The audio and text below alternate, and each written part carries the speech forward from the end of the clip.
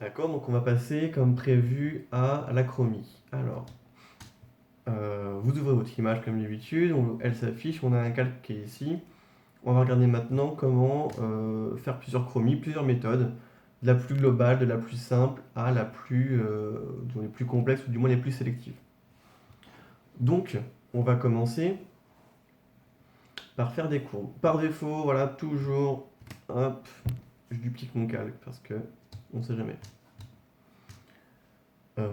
Voilà, on va commencer par les choses un peu basiques, à savoir les courbes. Vraiment les courbes, vous connaissez un petit peu Lightroom, vous connaissez un petit peu Camera Raw, ou Capture One même, hein, ça peut, on sait jamais. Et vous pouvez jouer avec les courbes. Les courbes elles sont assez puissantes, on peut tout faire avec. Couplées avec leurs masques, les masques qu'on a vus dans le chapitre précédent, et même dans le chapitre des calques. Très utile, voilà. On peut éclaircir ou foncer une image. Par exemple, là, si je veux foncer mon image et la fermer sur ma droite, je fonce. Je peux différencier, voilà. Je fais un dégradé ici, que j'appelle avec la touche G. Je fais un dégradé. Hop. Ce qui fait que j'ai fermé mon image. J'ai fermé mon image ici, quoi. Voilà. Donc, par exemple, ça fait un peu l'inverse. Il suffit de faire un pomme I pour inverser l'effet du calque. Voilà. Donc, on va approfondir un poil les courbes. Les courbes. Une courbe, en gros, ça va faire une sorte d'opération sur le pixel de notre image. En arrière-plan de la courbe, on a l'histogramme. Donc, on a la répartition des valeurs de pixels de notre image. Sur notre gauche, on a les tons foncés. Sur notre droite, on a les tons clairs. Au milieu, on a donc nos médiums. Notre point noir tout à gauche, notre point blanc tout à droite, ici. Ce qui fait que notre courbe ici va être en gros le résultat de cette opération. Si on prend notre point blanc et qu'on l'amène sur la gauche, on vient dire que tout ce qui était de l'ordre du gris clair devient blanc maintenant. Donc tout ce qui est à droite, pardon, tout ce qui est à droite de ce point-là devient blanc. Donc voilà, ça vient accentuer, ça vient même cramer du coup. Vous voyez que tout ce qui était clair l'est encore plus jusqu'à être un blanc pur. Pareil pour le noir, ici. Voilà. Si on veut être un peu plus soft, dans ces cas-là, on va rajouter un point ici et un point là. Comme ça, on conserve le point blanc, mais on peut contraster quand même. Donc on a la courbe en S, la fameuse. On peut venir un petit peu ajuster cette courbe-là en ajoutant un point dans les médiums. Ça vient ajuster notre image. Voilà. On peut rajouter autant de points qu'on veut, il n'y a pas de problème. À savoir que plus on en ajoute, plus c'est risqué parce que ça va créer des sortes de virages comme ça qu'on n'aime pas. Il faut jamais que la courbe, à moins que ça soit un effet de style que vous voulez, il n'y a pas de problème, il faut jamais que la courbe elle redescende. Ça veut dire qu'il y a une valeur qui était foncée qui devient plus claire qu'une valeur qui était claire avant. Ok, on la remet à 0. Là, par exemple, ce qu'on peut faire pour avoir un petit côté un peu vintage, on peut casser nos noirs. Hop là, comme ça, je casse mes noirs. Je baisse mes médiums, mes bas médiums, comme ça. Ça vient rééquilibrer. Là, c'est clairement trop fade. Je peux aussi baisser mes blancs. Et là, ce qu'on a fait, c'est qu'on a cassé la dynamique de l'image. On l'a cassé complètement. Donc ça devient tout plat. Mais on peut venir accentuer en recontrastant à l'intérieur de ça. Et là, on a un effet vieilli. Si on fait un avant-après, voilà, on a complètement décontrasté. Mais nos médiums sont conservés, donc la peau, elle reste relativement pareille. C'est juste que tout ce qui était noir est devenu gris, etc. Voilà. Ça, c'est une manière de faire. On peut aussi simplement contraster. On peut décontraster en faisant un S, mais à l'envers. On éclaircit nos tons foncés et on fonce nos tons clairs. Comme je vous dis, c'est risqué. On a rapidement des virages comme ça. C'est pas terrible. Hop. Et surtout, pour faire des chromies, ce qui est intéressant, c'est d'utiliser les channels qu'il y en a ici. Donc là, on utilise sur la channel RVB, donc c'est l'addition de tout, ce qui fait que ça joue sur toute l'image. Voilà, ça fait, en gros, ça joue sur l'exposition, on pourrait dire. L'exposition, en gros, c'est le médium, faut se dire ça. Mais si on joue sur les channels, on peut dissocier tout ça. Hop là, et on va jouer maintenant là-dessus. Là, on a du rouge. Il faut à chaque fois voir un channel comme sa couleur et sa complémentaire. Le rouge et le cyan, le vert et le magenta, le bleu et le jaune. Donc là, si j'ajoute du rouge, mon image est plus rouge. Si j'en enlève, on a du cyan. Pareil pour le vert, si j'ajoute du vert, c'est plus vert. Si j'en enlève, j'ai du magenta. Voilà.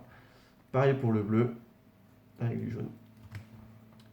Ce qui est bien maintenant, c'est qu'on peut ajouter, comme on a une courbe avec beaucoup de paramètres, on peut ajouter du rouge ou en enlever dans certaines zones de l'image. Si on fait un traitement un peu classique, du style cinéma ou mode, des choses qu'on voit beaucoup, voilà, on va le faire, ou même au tout début d'Instagram. Le classique, c'est de mettre du jaune dans les tons clairs et du foncé, et dans les tons foncés, de mettre du bleu. Ça simule un coucher de soleil, on va dire, parce que quand on a un coucher de soleil, la lumière du soleil est plutôt orangée parce que le soleil est proche de l'horizon, et tout ce qui est ombré est encore ambiancé par le ciel qui lui est bleu, ce qui fait que notre ombre, les ombres sont bleues. Et comme le bleu est la complémentaire grosso modo des oranges, des tons orangés et jaunes, ça vient flatter les tons chers en général. C'est pour ça que dans les films c'est beaucoup utilisé, même parfois beaucoup trop, et globalement trop, je trouve. Enfin, après c'est une question de point de vue et juste que je m'en suis pas mal lassé. Mais on peut le faire là, donc il suffit juste de prendre son point bleu tout ici et augmenter le bleu dans les tons clairs. On prend le point bleu ici, mais là on va enlever du bleu dans les tons clairs, pardon. J'avais dit ton clair, je crois que c'était ton foncé. J'ai capté. Ici, ton foncé, là, ton clair. Et donc là, on a un traitement déjà, ici. Après, ici, on a clairement cassé nos noirs, du coup. Nos noirs, maintenant, ils deviennent tout bleus. Si on veut garder nos noirs, il suffit d'ajouter un point ici. Voilà, comme ça, nos noirs sont conservés. On peut rajouter aussi du jaune là. Voilà. On voit Instagram arriver là, avec ses gros sabots. Instagram, ils ont été même pire que ça, ils ont dû faire certainement des choses un peu comme ça, tac, tac, et ensuite ils vont dans les rouges, et puis ils font pareil, hop là. Et on a des gros filtres qui apparaissent, quoi. Et parfois ça marche vraiment, en plus. De toute façon, il n'y a pas de mauvais outils, il n'y a que des mauvaises utilisations. On pourrait sortir les violons. Et on peut faire ça sur toutes les choses. Alors, là, je trouve que ouais, mon image elle est globalement bien, la balance des blancs est correcte. On peut aussi corriger une balance des blancs avec les courbes, hein, du coup, en jouant sur les channels ici, sans problème. Padap. Aussi, voilà, si level plus, si jamais on veut faire une chromie, tac, ici, on refait la même, tac. Mais on trouve que ça affadit l'image, mais qu'on aime bien ce que ça a fait en couleur. Dans le mode ici, il suffit de le mettre en mode couleur, comme ça ne vient jouer que sur les informations de couleur et pas sur les informations de luminance. Très intéressant. Tac, un petit avant-après. Et si jamais vous voulez voir le avant-après, hop, c'est ça, et qu'on veut le remettre en normal, voilà, c'est subtil, il y a une différence. Ok. Les courbes, voilà, c'est bien les accumuler. On pourrait par exemple ici, une courbe que je pourrais appeler flair, parce que je vais rajouter un tout petit flair. Un flair, c'est quoi? En général, c'est une source de lumière qui est face à l'objectif et qui vient affadir un peu notre image, qui vient rebondir dans l'optique et tout, qui vient un peu éblouir le capteur. Donc on va péter nos noirs dans ces cas-là. Peut-être un peu les médiums aussi. Je mets ça en noir, je prends une brosse, opacité 100, j'y vais mollo, 10, toc, et puis je peux venir rajouter un puits de lumière ici comme ça. Voilà, toc. Je pourrais fermer mon image aussi là. Hop. Comme je l'ai dit tout à l'heure, je prends G, hop, ça fait un truc ici. Ça va donner une direction. Voilà pour les courbes en gros, hein, on peut s'amuser comme ça. On peut faire un petit traitement, allez, on va quand même péter un peu de noir là. Hop. Je vais enlever cette courbe là, je l'aime pas. C'est pas beau. D'ailleurs ça non plus, hein, c'est pas terrible. Alors on va casser un peu de noir et on va... Voilà. Tout à l'heure pour vous montrer l'exemple, voilà, j'ai fait ça, c'est clairement trop fort, on va y aller un peu plus mollo. Hein. Faire un truc un peu plus comme ça. Tac, tac. Euh, garder un peu de contraste dans les hautes lumières, mais malgré tout casser nos blancs qui sont un peu forts. Pour enlever un point, vous prenez le point et vous l'emmenez en dehors de la fenêtre et il disparaît. Et du coup, on peut coupler évidemment tout ça en même temps. Si je veux rajouter un petit peu de cyan en même temps dans mes tons foncés, puisque ça pourrait être pas mal. Voilà. Ok. Pourquoi pas? Pourquoi pas? Donc là, on a un petit traitement qui est apparu. Voilà, c'est soft. Euh, autre, euh, autre réglage ici qui peut être vraiment intéressant. Vraiment, vraiment. Teinte, saturation, luminosité. Donc on peut jouer sur tous les paramètres. Saturation, on peut faire un noir et blanc. Teinte, ça peut jouer là-dessus aussi. On l'utilisera rarement celui-ci. Et luminosité. On va surtout jouer sur la teinte et la saturation en vérité. Mais c'est pas super intéressant de bosser sur le global. Ce qui est intéressant encore une fois, c'est de bosser sur les channels qu'il y a ici. Là, ce qu'on veut par exemple, moi j'aime pas trop le vert, il est pas très joli. Et surtout, j'avais une référence que je vais vous montrer. Tac, c'était un photographe qui s'appelle Steven Meisel. Hop là, on va prendre cette référence là. Et où? Ah, c'est barré là-haut ici, je sais pas pourquoi. Tac. Et donc j'ai trouvé que notre image avait le potentiel à devenir ça, donc je voulais m'en rapprocher. On va essayer de l'oublier un petit peu cette image-là, mais voilà, vous l'aurez vu. Euh, Ici, notre herbe, elle est clairement trop saturée, trop froide par rapport à notre mur qui est pas terrible, qui est pas terrible non plus, qui est un peu jaune, pisseux. Il y a trop de valeurs là-dedans, il y a trop de couleurs différentes et tout. On va essayer de simplifier tout ça. Alors, teinte saturation. Ce qui est intéressant, c'est d'aller chercher ici, par exemple, nos verts. On va regarder ici. Je pousse mes potards à fond pour savoir où se trouve mon vert dans mon image. Effectivement, il y a du vert dans les plantes en bas. Hop. On peut bouger les plages ici. Et ça devient intéressant parce que une fois que notre réglage est au maximum, on peut voir ce qu'il affecte. Et si je mets ma saturation minimum, on voit qu'il reste encore un petit peu.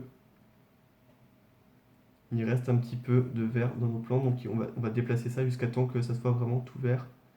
Et surtout que ça ne vienne pas affecter notre peau parce que les verts et les jaunes sont vraiment proches. Et plus je m'approche des jaunes, plus ça va venir affecter la peau. Et ça, on veut pas.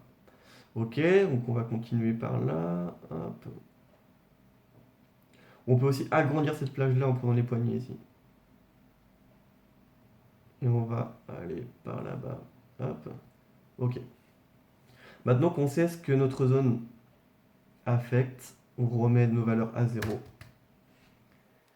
Et on peut bien les régler. On peut bouger le curseur teinte maintenant pour venir refroidir ou réchauffer. Mais ce que je vais faire, c'est juste que je vais les réchauffer ici. Et désaturer. Pas mal même. Même le foncer. Et voilà, on vient calmer les plantes qui étaient vraiment fortes avant. Quand on touche à la luminance, ici, systématiquement, ça désature. Donc, en général, quand je touche à la luminosité ou la luminance, je resature derrière. Hop. Voilà, on peut encore plus réchauffer. Voilà, on n'hésite pas. Ça fait du bien. Ok. On peut prendre nos bleus aussi. On va venir calmer un petit peu ce bleu-là. Pareil, on désature. On se rend compte qu'il est encore un tout petit peu bleu. Donc, on va venir checker. Voilà, là, il est vraiment noir et blanc. Et ça vient nulle part ailleurs dans l'image. Ça veut dire qu'on a bien isolé notre bleu. On remet ça environ à 0. Et on peut venir désaturer. Voilà. Je viens un petit peu foncer aussi. Est-ce qu'on veut bouger sa teinte? Pas sûr. La teinte était bien. Voilà. Là, j'ai fait aucun masque. Vous voyez, j'ai rien détouré. Et j'ai déjà un petit traitement qui apparaît. La peau, maintenant, on va essayer d'aller bouger la peau. On va d'abord aller sur le bonnet. Tiens, on va aller sur le bonnet parce que le bonnet il est fort aussi. Le bonnet, on va avoir un petit problème, donc ça va être marrant, on va pouvoir tester ça. Le bonnet, on va aller dans le magenta parce que c'est du rose. Et le rose, c'est du rouge clair ou du magenta clair en gros. Si je fais ça, voilà, ça vient prendre comme convenu notre bonnet, mais ça va venir aussi prendre les lèvres, je pense. Donc je vais essayer de prendre tout le bonnet en décalant ça vers le rouge. Voilà, mais ça vient affecter mes lèvres. Ok. Dans ce cas, c'est pas grave. On va créer une nouvelle teinte par-dessus. Elle, je la renomme pour l'appeler bonnet, parce que sinon, on va se paumer dans le calque. Voilà, j'ai fait la même chose. Magenta, je remets ça à 0 pour voir ce que ça affecte, jusqu'à ce que ça prenne tout mon bonnet. Là, on est pas mal, on va agrandir un petit peu parce que c'est un peu short. Voilà, on revient ici, on désature et on réchauffe. Est-ce qu'on réchauffe? Non, je pense que là, ces deux couleurs-là vont bien ensemble, on va juste dans ces cas-là désaturer. Peut-être un petit peu foncé, oh, vite fait. Voilà, pourquoi pas. Voilà, et maintenant ça vient affecter nos lèvres. Donc on peut aimer ce que ça fait sur les lèvres, ou pas. Dans ces cas-là, notre masque ici, il est tout blanc, on le met tout noir. Et on peut très grossièrement peindre notre bonnet. Parce que comme il n'y a pas de magenta tout autour, il n'y en a que aux lèvres, il faut juste épargner les lèvres. Voilà, pour être sûr.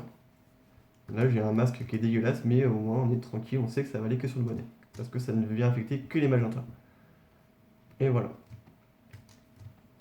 Bah, c'est pas mal. On est pas mal. Qu'est-ce qu'on pourrait faire d'autre? Après, on peut faire plein de réglages de l'ordre de la sélection. Donc on peut sélectionner une partie de notre image vraiment en faisant une belle sélection sur un calque et tout, et venir régler que le mur en particulier. D'ailleurs, c'est ce que j'ai fait, je vais vous montrer un petit peu où est-ce que j'en étais au tout début. Et, euh, et là, si on va aller sur la peau, il y a un truc qu'il est bien de faire sur la peau. On va aussi... tchiki. Voilà, on va faire une correction sélective. La correction sélective, elle marche plutôt bien. Parce qu'elle est plus subtile, parce que c'est pareil, quand on est dans les menus ici, on voit qu'il y a plein de menus différents, donc ça sépare bien les choses. Et surtout, les 4 curseurs là, ils sont vraiment pointus. En général, pour unifier un teint de peau, eh bien, on prend les jaunes, on les rend plus magenta, et on prend les rouges, et on les met moins jaunes. Et ça vient, ou alors moins mage, tout simplement. Peu importe. Et voilà, là, en un calque, déjà aussi, on a bougé un petit peu l'image. On a touché un peu l'image. Pour avoir, par exemple, une écriture un peu plus mode, on va, dans les rouges surtout, ajouter pas mal de cyan et enlever du jaune. Hop, on va montrer ce que ça fait, parce que sinon c'est pas intéressant. On va pas trop enlever de... On va regarder que ce calque-là d'ailleurs, pour qu'on voit bien ce qu'on fait. J'ai enlevé tout le reste. Voilà. On va voir ce qu'il fait dans la peau. J'ai mis du cyan dans les rouges, enlevé un petit peu de jaune, et dans les jaunes, on va voir ce que ça fait. On va mettre du noir aussi, dans les jaunes, pour les foncer un poil. Dans les rouges aussi, tiens, je vais remettre un petit peu de noir dans les rouges. Ouais, ça vient foncer la peau, ça fait un peu du bien. Et dans les jaunes, on va enlever du jaune, ce coup-ci, hop. Hop là. Donc voilà, il y a un petit côté terne, mais en mode, on peut aimer ça. On aime bien les peaux un peu plus grisou, etc. Là, c'est un petit peu trop, je vous montrerai ce que j'ai fait au final, mais voilà, dans la mécanique, c'est ça. Vous pouvez faire la même chose ici, donc là, dans vos noirs, vous pouvez commencer à faire des traitements comme ça, ou ils sont un peu bourrins, je vous conseille plutôt de faire ça avec des courbes, d'ailleurs, comme je viens de vous montrer, et dans les blancs aussi, on peut aussi faire ça. Voilà. Ok, donc voilà dans les réglages globalement ce qu'on peut utiliser pour faire une chromie. On peut rajouter, euh, une courbe par-dessus pour décontraster, contraster, etc. Voilà. L'ordre des calques, il peut avoir de l'importance, faut faire attention. Si on vient désaturer des rouges dans un calque ici, sachant qu'on l'avait déjà fait avant, bah lui, il n'y a plus de rouge dans son image, donc il ne fait pas de réglage, quoi. Donc l'ordre des calques peut être important. Pour ce qui est des courbes, c'est rarement important. C'est rarement important, mais pour ce qui est du teint de saturation, tout ce qui touche à la couleur, ça peut l'être. Bah voilà pour la chromie. Est-ce que si on passe là-dessus... Ah, pour la peau, ça va être intéressant là-dessus. Ok, on va faire une petite retouche, une petite chromie dessus. Correction sélective, là ça va être direct, on va le voir. Ah, c'est mieux. Ça va être assez rapide. Je vais dans mes jaunes, j'enlève du jaune. Voilà, ça se voit directement. Voilà. C'est déjà beaucoup mieux. Il suffit de faire ça. On met un petit peu de cyan, allez, peut-être un peu de cyan parce que sinon ça devient un peu trop rose. Dans les rouges, on va mettre du cyan aussi. Voilà, et vous voyez comme ça donne un effet un peu plus mode d'un coup. Ça paraît moins brut, ça fait plus travailler. Toujours avec parcimonie ces réglages-là de toute façon, hein. Et là, par exemple, ça vient perdre un peu d'éclat, pardon, au reste de l'image. Donc, il faut faire attention à ce que ça n'affecte que la peau. À moins qu'on veuille que ça affecte tout. C'est comme on veut. Donc là, très rapidement, j'ai fait ça. Ensuite, une petite courbe aussi pour peut-être un peu contraster. Voilà. Je sais pas, on peut faire un truc un peu comme ça. Peut-être que ce serait intéressant de mettre un tout petit peu de cyan dans les blancs, là, par exemple. Ça pourrait être intéressant. Donc j'enlève un petit peu de jaune dans les tons clairs. Hop. Et c'est assez cool. Le jaune, là, le rouge dans les tons foncés, il est pas beau. Il y a une petite coupure, plus de place sur la carte. Donc on va repartir là où je crois que je vous ai laissé, sur le correction sélective qu'il y avait ici. Donc pratique. On a enlevé du jaune, du coup, comme je vous l'ai dit là. Dans les jaunes ici, de la correction sélective, j'ai enlevé du jaune, j'ai mis du cyan. Pareil, pareil dans les rouges, ici, tac et tac. Dans les rouges, j'ai rajouté du cyan et j'ai enlevé du jaune aussi. Donc là, j'ai rajouté un peu de magenta, je pense que j'en ai enlevé un petit peu. Hop, voilà. Et j'avais globalement fini, il me semble, j'ai fait que ça, hein. Par contre, j'avais juste fait une petite note sur le fait d'utiliser la vibrance qui est un peu plus subtile que la saturation, parce que la vibrance vient saturer d'abord ce qui n'est pas saturé dans l'image avant de saturer ce qui l'est déjà. Pour éviter d'avoir des gros pics de saturation comme ça, par exemple. Là, on se retrouve avec des zones ultra saturées qui pour le coup sature, quoi, ça vient écrêter dans la couleur et c'est un peu fort, alors que la vibrance, on n'aura pas cet effet-là parce que ça va venir égaliser en fait un petit peu le niveau de saturation. Pratique, autant pour saturer que pour désaturer, ça peut être bien. Vous voyez que là, j'ai beau être à -100, il reste encore un petit peu de saturation dans l'image, un poil. Voilà, ensuite, je voulais mettre une petite courbe, mais bon voilà, les petites courbes, on peut rajouter une pour contraster si on veut. Ce qui va impliquer probablement de encore plus déboucher dans éclaircir en bas l'œil ici, cette zone à l'image. Ça peut être intéressant d'avoir quelque chose d'assez dur. Et ce qui est bien en durcissant l'image comme ça, c'est que il y a un petit côté inuit qui ressort du fait que là-bas il peut y avoir un soleil qui est très très fort. Ça fait un petit peu ressortir des rougeurs, etc. C'est cohérent dans l'ambiance. Donc on est content. Je vais vous montrer rapidement, sinon, d'où je venais pour ça en fait. Voilà. Alors, je vais vous montrer les trois. Hop là, c'est le début de mon montage. Super, on voit le mec pro. Tac. Si vous voyez pas tout. Hop, voilà. Là, ici, c'est bon. Il y a les trois étapes.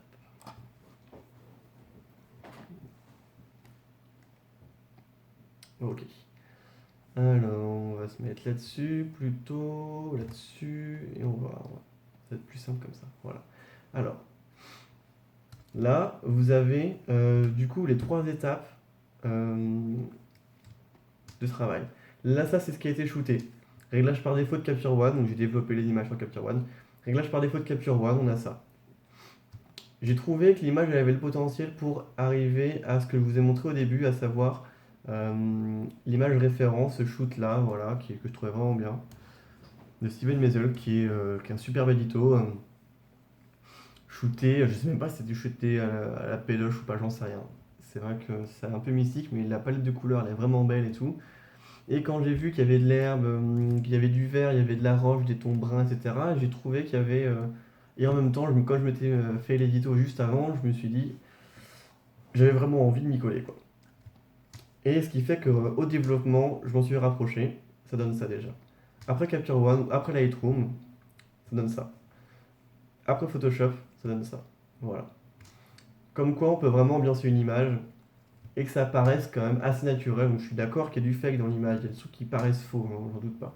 Dans sa peau, il y a une aura ici qui est un peu forte, et il y a du faux. Ça, j'en conviens complètement, mais globalement, c'est assez cohérent. Ça dénote pas trop. Mais il y a quand même un gros virage par rapport à ce qu'il y avait avant. Donc voilà, on peut faire des gros travaux de chromie. Ça prend un petit peu de temps, ça demande d'analyser une image, mais on peut. Et on peut maintenant passer à faire un beau noir et blanc. Et c'est parti. Hop là.